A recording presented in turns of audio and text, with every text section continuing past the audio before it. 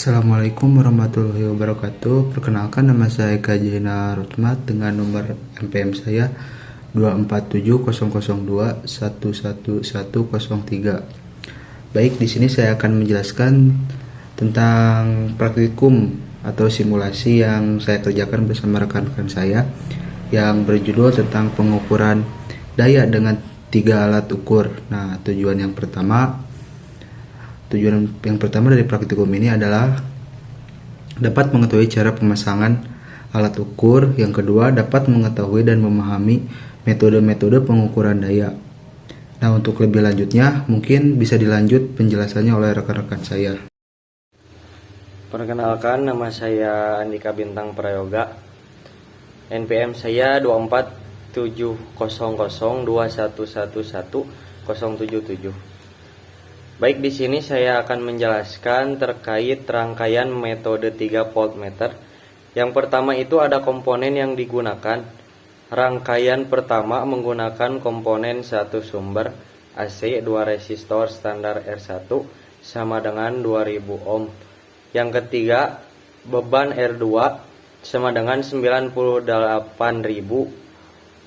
ohm. Yang keempat, ada 3 voltmetik V3 tegangan total, tegangan pada resistor standar. VR2 tegangan pada beban, juga ada fungsi-fungsi masing-masing komponen. Komponen sumber AC berfungsi memberikan tegangan bolak-balik sebagai masukan rangkaian. Komponen R1 resistor standar menjadi elemen acuan untuk menentukan arus dan sudut fasa R2. Beban berfungsi, beban yang daya dan faktor dayanya diukur.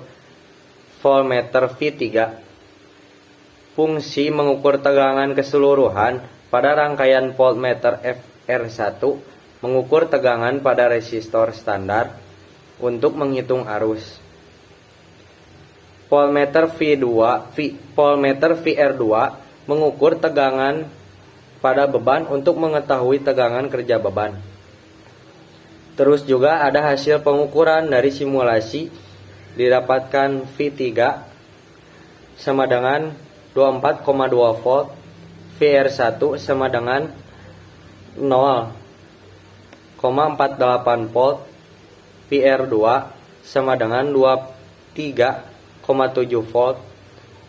Hubungan dengan teori metode 3 voltmeter didasarkan pada fakta bahwa pertama arus rangkaian dapat dihitung karena R1 diketahui dengan menggunakan rumus 1 sama dengan PR1 atau R1. Yang kedua, ada daya beban bergantung pada arus dan tegangan beban dengan rumus P sama dengan PR2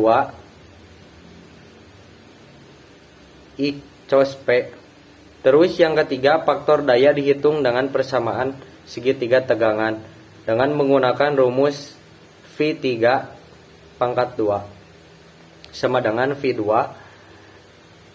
PR1 pangkat 2 tambah VR2 pangkat 2 tambah 2PR R2 cos Pi. Dari 3 nilai voltmeter kita bisa menentukan arus, kemudian faktor daya, kemudian daya aktif.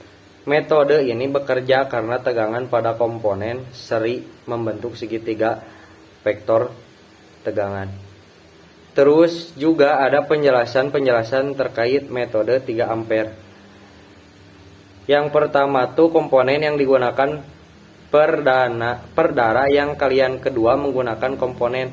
Yang pertama itu sumber AC, yang kedua resistor standar R1 sama dengan 4700 ohm. Yang ketiga ada beban R2 sama dengan 23.000 ohm. Yang keempat, 3 ampere A3 arus total. AR1 arus pada resistor standar, AR2 arus pada beban.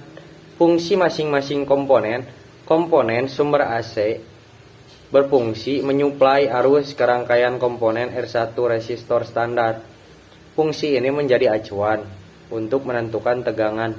Komponen R3 beban, fungsi bebannya yang daya dan faktor dayanya ingin diketahui. Komponen A3 fungsi mengukur arus total rangkaian. Komponen AR1 berfungsi mengukur arus pada resistor standar. Komponen AR2 berfungsi mengukur pada beban. Terus juga ada hasil pengukuran dari rangkaian simulasi ini. Didapat hasil pengukuran A3 sama dengan 15,3 mA. Jadi ada AR1 sama dengan 15 mA, AR2 sama dengan 0,31 mA. Hubungannya dengan teori metode 3 ampere bekerja berdasarkan sifat rangkaian paralel. Yang pertama, tegangan sama dengan R1 dan R2 karena paralel dengan menggunakan rumus V sama dengan 1 R1. Yang kedua, arus total merupakan penjumlahan vektor arus 3 pangkat 2 sama dengan R1 pangkat 2 tambah IR1 pangkat 2 tambah 21 2 IR1 R1 R2 cos pi. Yang ketiga, dari hubungan ini dapat dicari faktor dayanya dengan menggunakan rumus cos pi. 13 pangkat 2 kurangi IR1 pangkat 2 kurangi IR2 pangkat 2 per dibagi 2 R1 1 R2. Yang keempat, ada daya beban dengan menggunakan rumus pi sama dengan pi IR2 cos P. Metode ini bekerja karena arus pada rangkaian paralel membentuk segitiga vektor arus. Baik, perkenalkan, nama saya Sultan Abdurrahman dengan NPM 2470021110075. Nah, untuk teori dari metode 3 voltmeter dan 3 ampermeter ini adalah pada rangkaian AC tidak hanya bergantung pada tegangan dan arus, tapi juga pada pergeseran fasa. Sehingga arus dari daya aktif adalah pi kali I kali cos pi. Karena itu, metode 3 alat ukur ini tidak boleh mengabaikan faktor daya pada beban resistif, tegangan dan arus fasa sehingga cos pi sama dengan 1 dan daya cukup dihitung dengan P sama dengan pi kali I. Itu jika sepasa dengan ampere dipasang dengan seri dan voltmeter paralel pada beban induktif arus tertinggal akibat reaktansi Xi sama dengan omega I, yang menghasilkan arus yang bisa tampak berubah-ubah karena besarnya arus mengikuti I sama dengan pi per AK dari R kuadrat tambah XL kuadrat. Dan daya reaktif membuat pembacaan tidak stabil dalam metode 3 voltmeter. Ditentukan dari I sama dengan pi 1 per R1.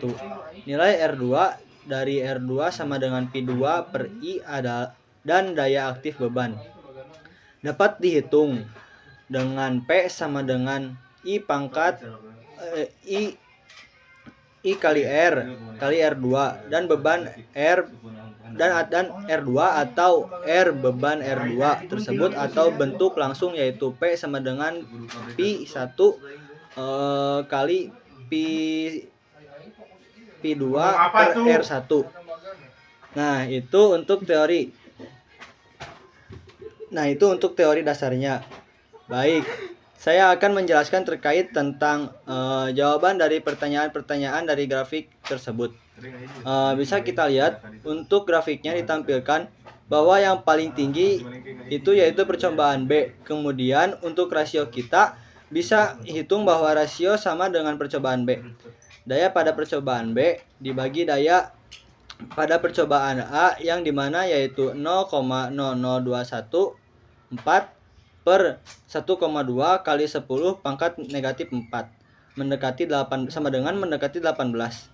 Nah, untuk kesimpulannya, pada praktikum tersebut, yaitu praktikum ini memberikan pemahaman menyeluruh mengenai cara pemasangan alat serta metode pengukuran daya dalam suatu rangkaian listrik melalui proses identifikasi komponen, analisis fungsi masing-masing bagian dari rangkaian, dan hubungan antara teori dengan hasil.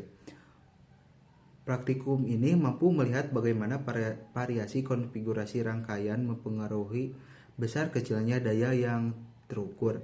Perbandingan antara percobaan A dan B menunjukkan adanya perbedaan signifikan di mana Pada percobaan B meningkat sekitar 18 kali lah, sehingga mampu bertegas bahwa perubahan kondisi rangkaian akan berdampak langsung pada nilai daya yang dihasilkan secara keseluruhan.